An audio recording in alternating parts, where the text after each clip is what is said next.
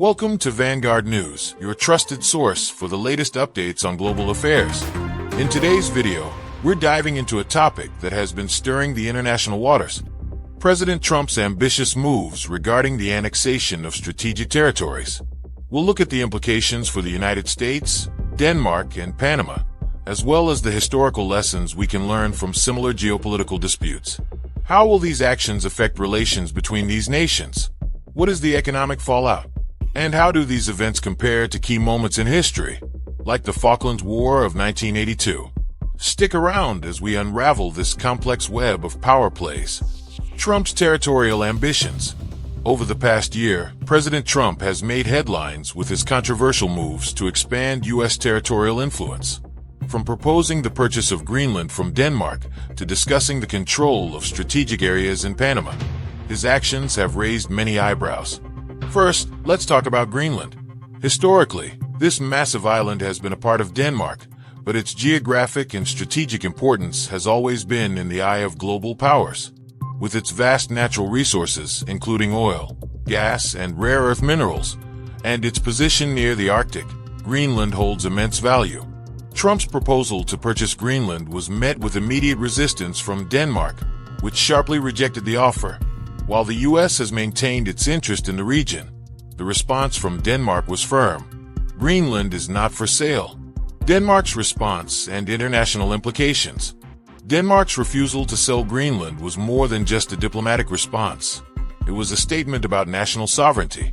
But the implications of this rejection go beyond a simple disagreement between two nations. In fact, Denmark's resistance to Trump's advances could have a long-lasting effect on their relationship with the U.S. historically. The U.S. has relied on its allies to support its global military and economic strategies. But now, Denmark finds itself caught in the crossfire, with the potential for an escalating conflict over Arctic resources and geopolitical influence. But there's more at play here. Greenland itself has a long history of colonial and independence movements, with some local leaders advocating for more self-governance or even full independence from Denmark. This further complicates the issue, as Greenlanders, despite Denmark's stance, may look to other global powers, perhaps even the U.S., for potential partnerships in the future. Could Trump's focus on Greenland fuel nationalist sentiments within the island? And if Greenland does seek greater autonomy, what role could the U.S. play in that movement? The Panama Canal and strategic importance. Moving from the cold Arctic to the tropical waters of Panama, let's look at another contentious issue: the Panama Canal. The U.S. has long held strategic interests in the canal, controlling access to one of the world's most important shipping lanes. While the U.S. no longer formally controls the canal, the geopolitical influence over Panama has always been significant. In recent years, President Trump has shown increased interest in Panama's growing influence in global trade. Panama, a small country with a powerful economic position, continues to be vital in global commerce, thanks to the canal and its financial sector.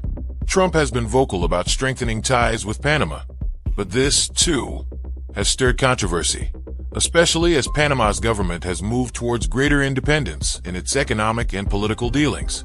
The question is, how will Panama react to potential U.S. intervention or influence, especially when it comes to protecting its sovereignty and its financial relationships with countries like China? If the U.S. attempts to reassert control over the canal, we could see a major shift in Panama's alliances, which could reverberate throughout Latin America. The historical context: Falklands War of 1982. To better understand the potential consequences of Trump's actions, it's essential to look back at history. A notable parallel can be drawn to the Falklands War between the United Kingdom and Argentina in 1982. In that conflict, Prime Minister Margaret Thatcher took a firm stand over the sovereignty of the Falkland Islands, which Argentina had claimed for decades. The dispute over these small islands in the South Atlantic led to a brutal war that cost lives and escalated tensions between the UK and Argentina. What's striking here is the similarity between Thatcher's bold defense of the Falklands and Trump's approach to Greenland and Panama. Both leaders saw the territories not just as symbols of national pride, but as economically and strategically vital assets. But as history has shown, these kinds of territorial disputes rarely end peacefully. If the U.S. continues to push for greater influence over territories like Greenland and Panama, could we see a modern-day Falklands War situation, this time involving a world power with a much larger military presence? Economic fallout and global reactions. Let's now examine the economic fallout from these territorial ambitions. The U.S. has long relied on its military and economic power to shape global geopolitics. But as we're seeing in Greenland, Panama, and other regions, these moves come at a price. For Denmark, rejecting Trump's offer could mean economic setbacks in the form of trade tensions and potential impacts on Greenland's resources. If the U.S. decides to back out of key agreements or impose economic sanctions, Denmark and Greenland could suffer. For Panama, the stakes are even higher. The Panama Canal is one of the world's most vital trade routes. Any disruption or attempt by the U.S. to exert more control could seriously impact global supply chains. Imagine if Trump decided to limit trade through the canal or to impose tariffs on goods passing through it. This could send shockwaves through global economies, particularly in the shipping and logistics sectors. The impact on international relations. The repercussions of Trump's proposed actions are not just economic, they're diplomatic. How will countries in Europe and Latin America respond? Will Denmark's stance spark a broader coalition against U.S. expansionism in the Arctic? Will Panama, caught in the middle of a growing tug-of-war between global powers, align with the U.S. or seek stronger ties with other nations, such as China? These geopolitical tensions could shift the balance of power in the Arctic, in the Caribbean, and beyond. Global trade routes, economic interests, and military strategies could all be reshaped by these ongoing territorial disputes. In the age of globalization, the lines between national sovereignty, economic interests, and military strategy are becoming increasingly blurred. Trump's actions may be the catalyst for a larger shift in global power dynamics.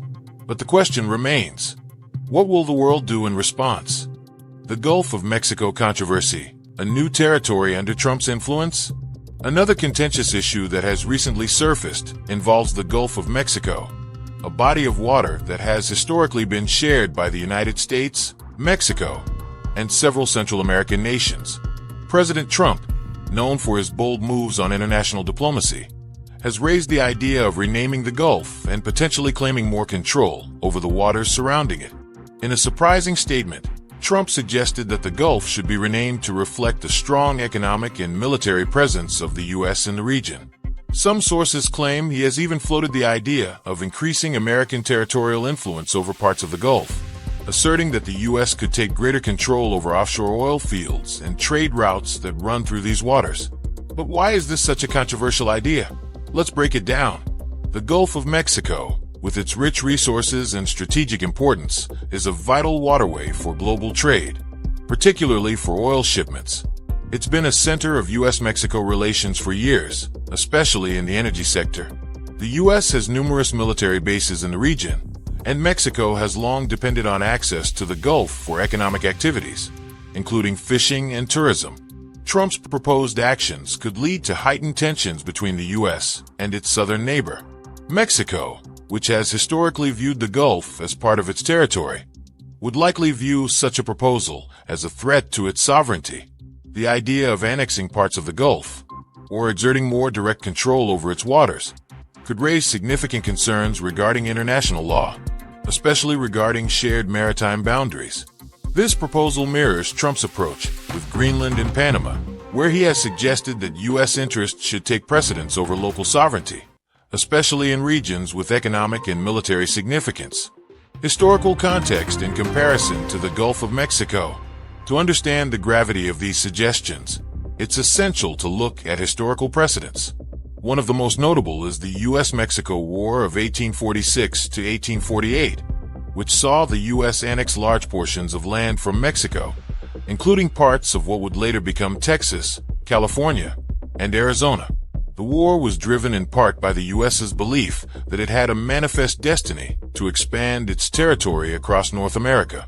Similarly, Trump's suggestion for greater U.S. control over the Gulf of Mexico, whether through annexation or renaming, taps into this historical notion of territorial expansion. While Mexico has control over certain areas of the Gulf, any action that challenges their rights to this shared body of water could reignite nationalist sentiments and create new tensions between the two countries.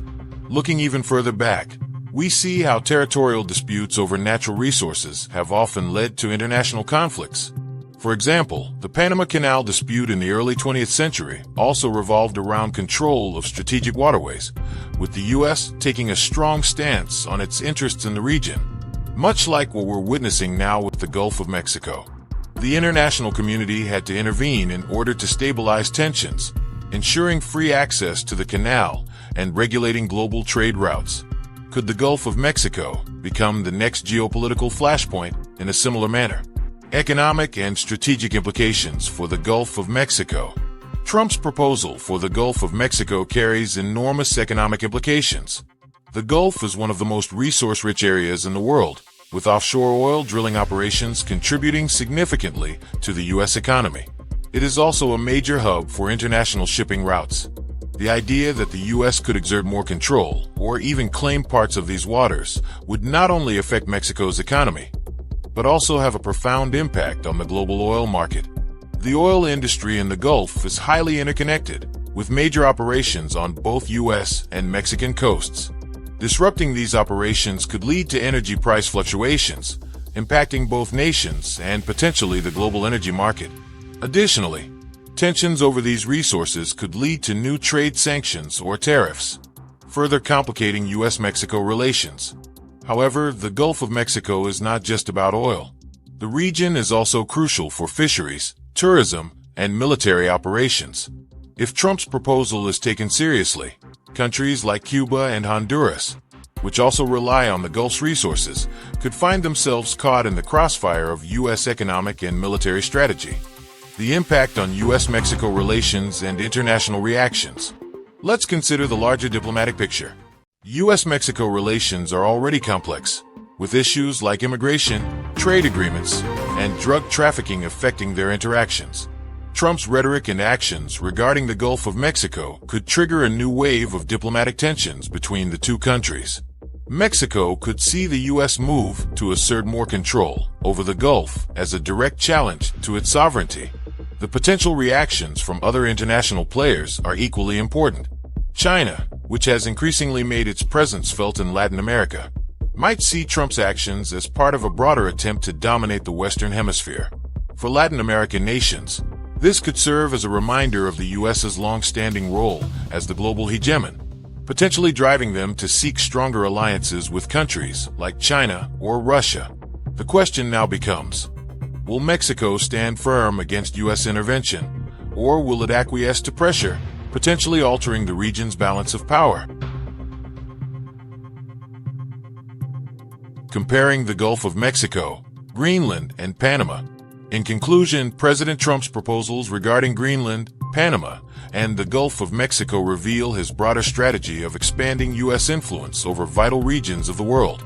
Much like his past actions in Greenland and Panama, Trump's suggestion to claim more control over the Gulf of Mexico is both a geopolitical maneuver and an economic strategy. But as we've seen in history, these kinds of actions come with a heavy cost. Whether it's through conflict, trade wars, or a breakdown in diplomatic relations, the consequences of U.S. territorial ambitions could be profound. The Gulf of Mexico, like Greenland and Panama, is a hotspot for natural resources and global trade, and it will undoubtedly play a major role in shaping the future of international relations. What do you think?